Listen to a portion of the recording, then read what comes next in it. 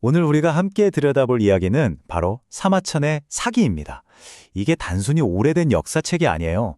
뭐랄까, 인생길이 좀 흔들린다 싶을 때 방향을 알려주는 2000년 묵은 인생 내비게이션 같은 책이죠. 자, 그 속으로 한번 들어가 볼까요?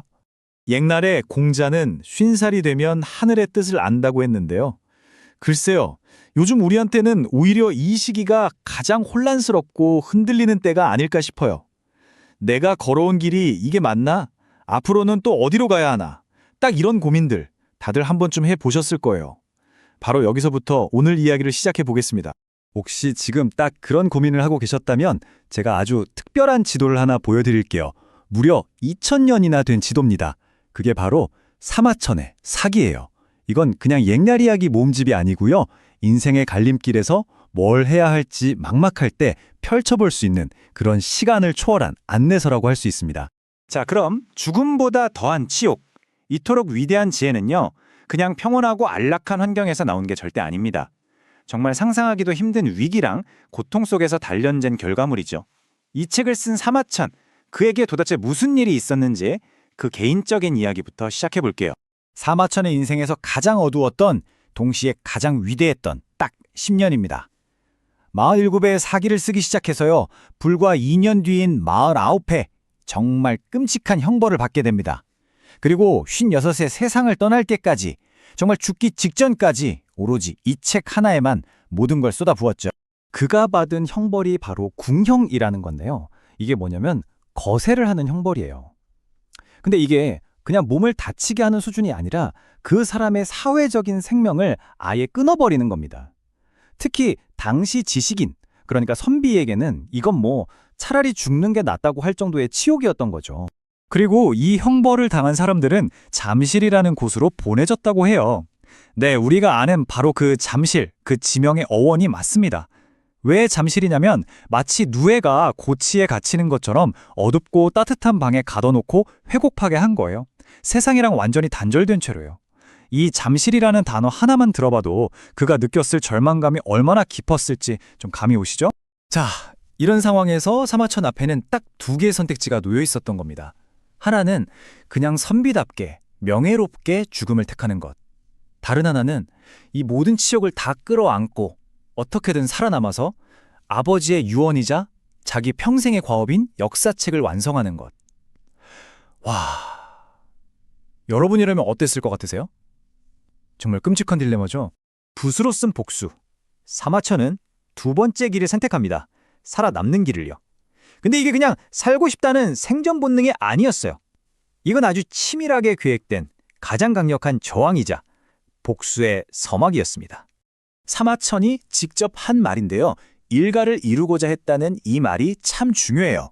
여기서 일가라는 게 그냥 뭐 책 한 권 쓴다 이런 뜻이 아니에요. 그 누구도 따라할 수 없는 나만의 사상, 나만의 세계관을 만들어서 후세에 영원히 남는 유산을 만들겠다.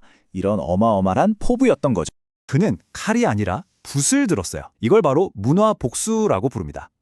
자신을 나락으로 떨어뜨린 황제, 그 막강한 권력에 맞서서 진실을 기록하는 걸로 싸우기로 한 거죠. 역사는 결국 기록하는 자의 것이니까요. 여기서 정말 중요한 건 이 복수가 그의 남은 인생의 방향이 되었다는 거예요.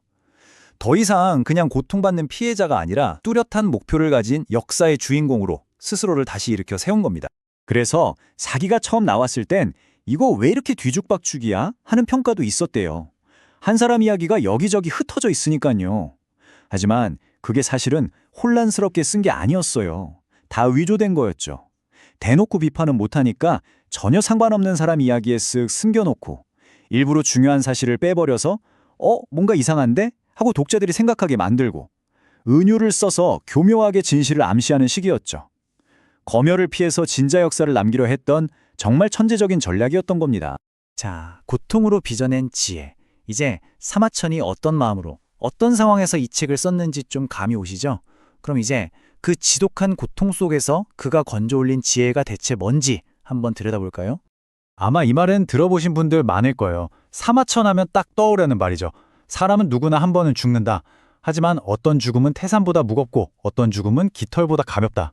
여기서 핵심이 뭘까요? 오래 살고 짧게 살고가 아니라는 거예요. 내 삶이 어떤 방향을 향해 있었는가, 바로 그게 삶의 무게를 결정한다는 거죠. 결국 사기가 2000년이 지난 지금 우리에게 던지는 질문들은 이런 것들이에요. 언제 앞으로 나아가고 언제 물러서야 하는지 아는가? 당신만의 일가, 그러니까 당신만이 남길 수 있는 유산은 무엇인가? 돈 많이 버는 것 말고 진짜 불안 무엇이라고 생각하는가? 그리고 제일 중요한 질문이죠. 그래서 당신의 삶은 지금 어디로 가고 있는가?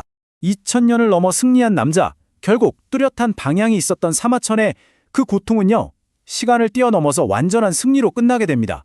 한번 보세요. 당시 절대 권력자였던 한무제. 지금은 어떤가요?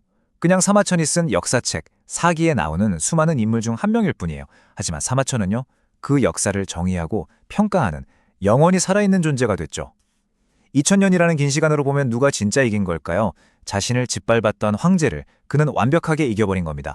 그의 승리가 얼마나 대단한지 보여주는 숫자가 하나 있습니다. 바로 3이에요. 이게 무슨 뜻이냐면요. 지금 중국에서 국가적으로 지내는 가장 큰 제사가 3개가 있는데 그 중 하나가 바로 사마천 제사예요. 생각해보세요. 일개 역사가가 나라를 세운 전설적인 황제들과 똑같은 대우를 받고 있는 겁니다. 이건 정말 대단한 거죠. 결국 이 모든 이야기는 다시 우리 자신에게로 돌아오는 질문 같아요. 사마천은 그 끔찍한 치욕 속에서도 자기 삶을 태산처럼 무겁게 만들어줄 방향을 찾아냈잖아요. 오늘 제 이야기가 끝나고 나서 한번 조용히 스스로에게 물어보시면 어떨까요? 내 삶의 무게는 지금 어디를 향하고 있을까?